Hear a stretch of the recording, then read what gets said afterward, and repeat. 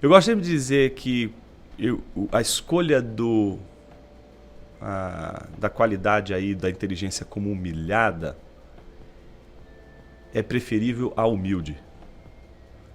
Porque muitas pessoas acabam confundindo inteligência humilhada, achando que é um livro sobre humildade. Entendi. Não, o autor não é humilde. Já começa por aí.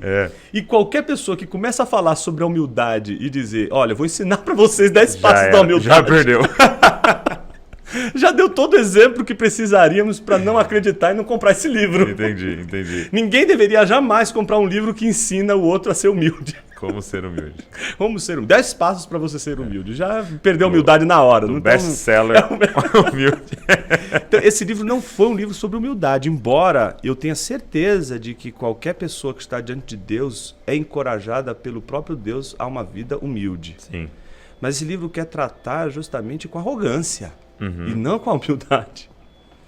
Ele quer tratar com a nossa maneira sempre quanto mais, costumeira, de tentar resolver as coisas do nosso jeito, de dar sempre um jeito para as coisas. Então, isso vale tanto para discussões em apologética, como a que o livro propõe em vários momentos, mostrar que nem o racionalismo, nem o fideísmo, porque os dois são arrogantes, quando dizem que a resposta se dá pela razão, a resposta se dá pela fé, e aí prejudicando as duas coisas que Deus usa para nos ensinar a viver. Então eu acho que essas duas alternativas não servem para a gente, nenhuma nem a outra.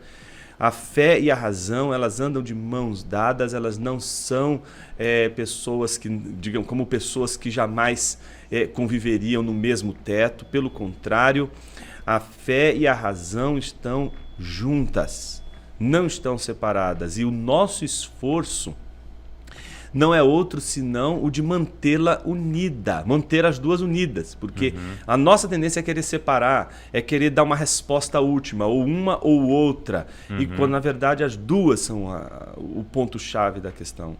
E por isso eu entendo que a questão da humilhação e da arrogância precisa ser tratada, porque ela não diz respeito só a questões filosóficas, teológicas, diz respeito, por exemplo, ao discipulado. Eu posso... Olha como uma arrogância pode ser passada de maneira impiedosa, Eu posso dizer que quero seguir a Jesus, mas eu estabeleço os termos do que é seguir a Jesus. Ok. Então eu estabeleço quais termos, quais parâmetros, aquele que eu consigo cumprir. O famoso, para mim, seguir Jesus pra mim, seguir Jesus é. E aí eu estabeleço um padrão que eu posso alcançar. Sim.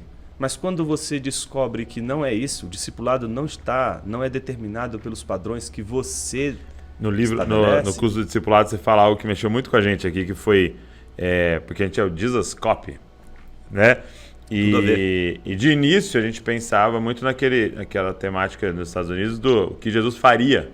Isso. E você faz uma crítica ali, Porque é exatamente isso, É a minha ideia do que Jesus faria, Então, na verdade, é o Douglas ali, Exato. Que foi uma fantasia de Jesus. Exato. E apareceu, Pronto, é isso. E você quebrar essa especulação, dizer, não em seus passos o que faria Jesus, não, o que Jesus fez é a pergunta mais importante. Copie, pronto. Copie. Imite. Não, imite. E ele já dá o padrão, só que esse imite é lá em cima, Por isso que a gente não quer. Porque ele morreu, A pergunta... Exato. A pergunta é, seremos capazes de imitá-lo e obedecê-lo? Existem duas maneiras de a gente obedecer a Cristo. Uma seria por natureza, que é a obediência dos pássaros, das árvores, dos astros, do mundo ao nosso redor. Obedecem a Deus por natureza. Tanto que para eles a palavra ouvir e obedecer é a mesma. É a mesma. Não existe a opção de ter ouvido e não... Exatamente. Então por isso que a gente inveja uma flor ou uma folha caindo de uma árvore. Senhor, eu queria obedecer essa folha. Queria te obedecer como essa folha que cai ao chão te obedece. Por natureza. Eu queria obedecer ao Senhor como o girassol que se inclina para o sol. Por natureza. Não queria nem pensar antes. Não queria deliberar. Eu queria simplesmente obedecer, diretamente, de forma direta, nua e crua. Mas não consigo. Eu não consigo te obedecer como os astros, como as estrelas. Eu não consigo te obedecer nem como um vírus te obedece. Eu não consigo te obedecer como as coisas mais simples e corriqueiras dessa vida te obedecem por natureza. É nessa hora que o discipulado nos ensina que Deus nunca quis que os homens o obedecessem por natureza, mas que o obedecessem por graça, para que sempre soubessem de que se um dia obedeceram, não foi por suas próprias mãos. Por isso a régua está lá em cima, para que todas as vezes que a gente cumprir o mandato de Deus, a gente possa dizer, foi tua graça. Se eu tenho algo para me gloriar. Isso eu acho humilhante demais. É humilhante. Porque você está entrando numa guerra dizendo, eu sozinho não vou vencer. É isso mesmo. É isso que o Evangelho está dizendo o tempo todo para mim e para todo mundo. Somos insuficientes por natureza. Não vamos dar conta. Deus nos dá uma missão em que não temos condições de cumprir. Por isso que o jovenzinho, quando chega para mim dizendo, Jonas, Deus me chamou para isso, mas eu acho que há uma missão maior do que eu posso... Você acha que, criatura? Você está em que mundo? Nunca Deus vai te dar uma missão menor do que você. Nunca você vai ter uma missão que Deus deixa uma missão factível, nunca. Não, aliás, ele vai dar aquelas missões que mais vão trabalhar com o nosso caráter. Pastor que quer uma igreja, eu quero uma igreja pequenininha, Senhor, para poder estar pastoreando aqui. Deus vai lá dar uma igreja de 10 mil membros para ele, vai cuidar. Não o caminho que tu escolhes, como diz Lutero, mas o caminho que te é preparado contra a tua escolha. Segue. Uau. Não é o caminho que você escolheu, é o caminho que Deus escolheu, que vai contra a sua escolha e que tem uma razão de ser.